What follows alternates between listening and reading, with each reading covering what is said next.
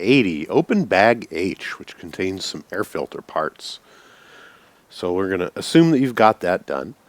And we're going to skip on to step number 81.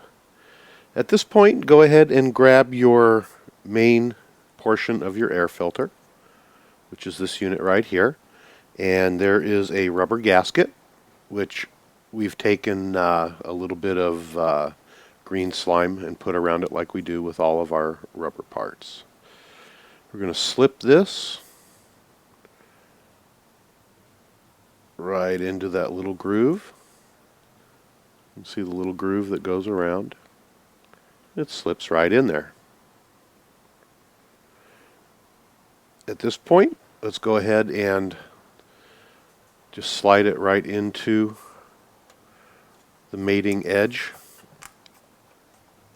like so. Make sure that there's no gap in there, or a very small gap. And believe it or not, once we slide on the pre-oiled air filter foam, that is our step number 81. There is air filter oil in the kit, and what you can do if you want to, I don't think that they put enough oil on these myself, but I put it back in the bag and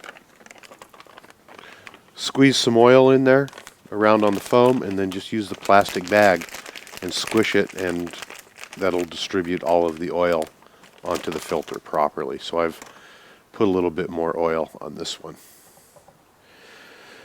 Now let's go ahead and get your main piece here. Forgot to take a little part off. And this is going to go around and capture these two pieces here. As you can see, there's a big gap in there. And then this piece here, once it's on, there's a little stub on there which fits into this little hole here, and we're going to put that on, and it captures itself and clips on this end. So we're going to place this one over the two pieces. Go ahead and push that so that the foam rubber goes in, and push this over so that it captures the two pieces like we showed you. Then the little stub here, focus, little stub here is going to go into the little hole here,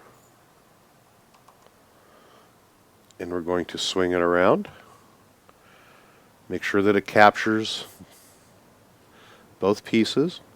I'm going to push up on it until it snaps. Come back in here and make sure that this is all straight. We're going to take our unoiled pre-filter, which is this unit here, slide it over, pull it on. Make sure it slides all the way down.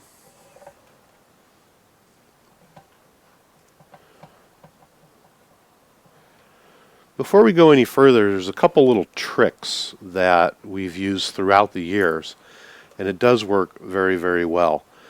We will normally, before we put the oil or the air filter on, see if I can get this unclipped. They're always tough to get unclipped, which is good. We'll use a pair of pliers here.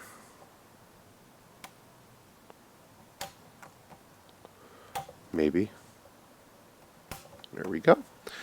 What we've always done in the past that works out very, very well for us is we take grease and we put it along the bottom edge. And what that does is it helps to glue the bottom edge of the filter onto, somewhere here I have my grease. Did I put it away? I did. I put it up in the counter. It helps to glue the edge of that filter on and keeps any dirt from getting behind it also. So we're going to use a little bit of Team FastEddy grease on here. and just put it around the base of the filter.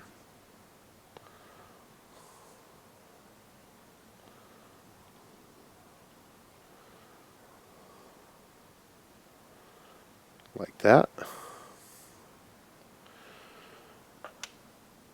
If you get any globs on there, just take them off and wipe them on. And then that way it glues itself in here. And nothing can get through.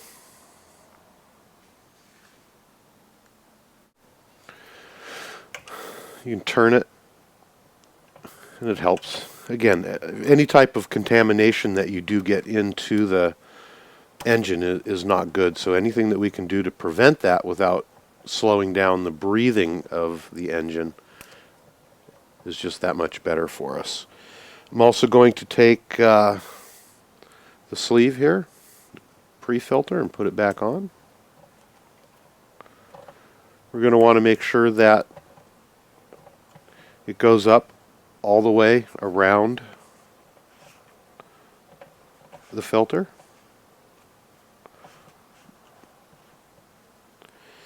Then we're going to take the filter end cap, and again, if you want, you can take some grease, put it around here,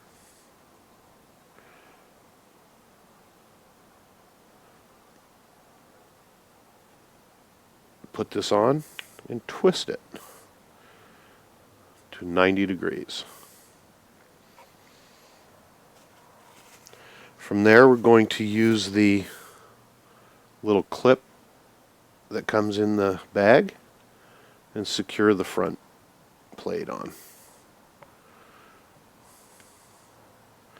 Fun now that I have greasy fingers. Then once all that's done, we're going to go back around and check to make sure that everything is sealed up right. Here we go. That's how you install your air filter. Go ahead and open up your bag I now, and then we'll move on to step number 83. Step number 83 is going to be removing the stock can pipe that is on the engine. If you're in an area that noise is an issue, you may want to leave this pipe on. The tuned pipe that we're going to put on is a little better performing, especially on the top end. However, it's much, much louder. So you can always put the pipe on at a later date, or you can always take the tuned pipe off and put this one back at a later date. So I'm going to suggest that once you do take it off, that you do not lose the screws. You keep them all together in one package. That way you know where they're at, and you can experiment and play around with different pipes. So we're going to remove this pipe. Very simple with 2 screws.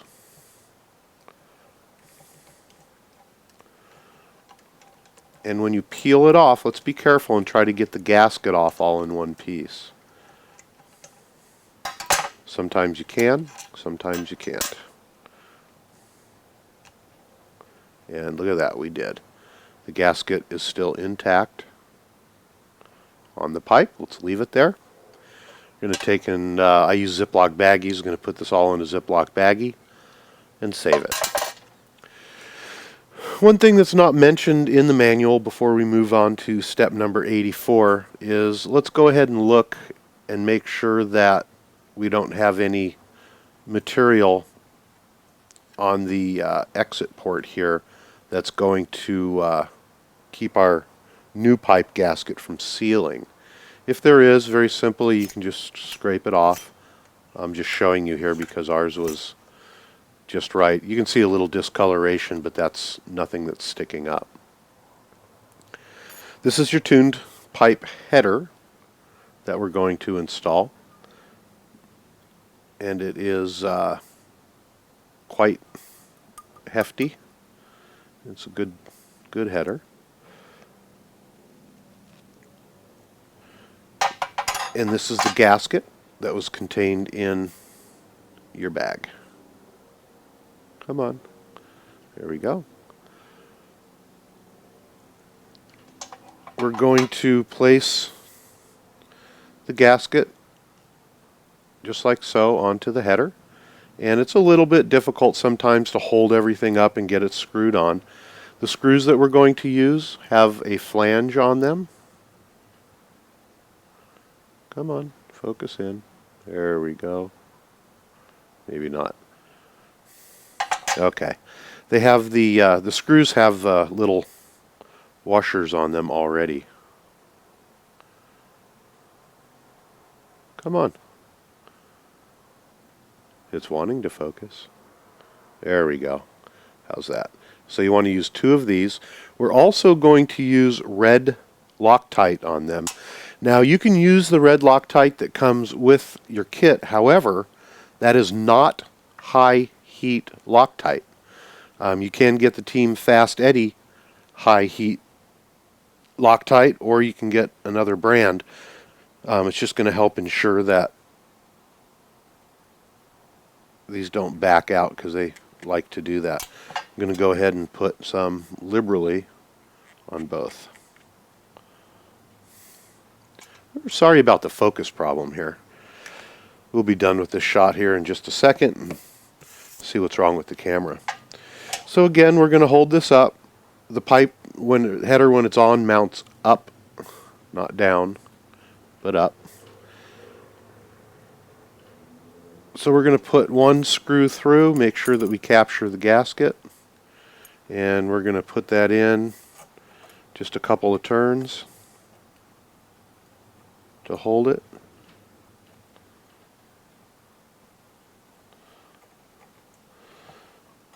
We're going to reach around and flip this gasket up, capture it, and insert the second screw. You're going to want to peer down in before you tighten these up. Peer down in here and make sure that the gasket is captured on both screw holes. You can see it there.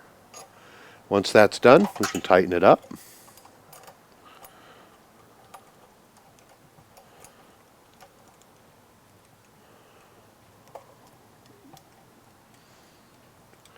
Going to just tighten it till it's snugged.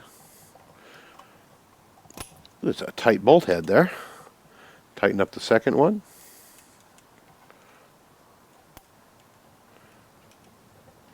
Make sure that nothing is binding.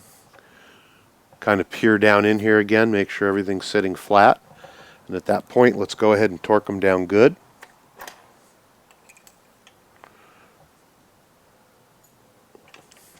We'll do that on both sides.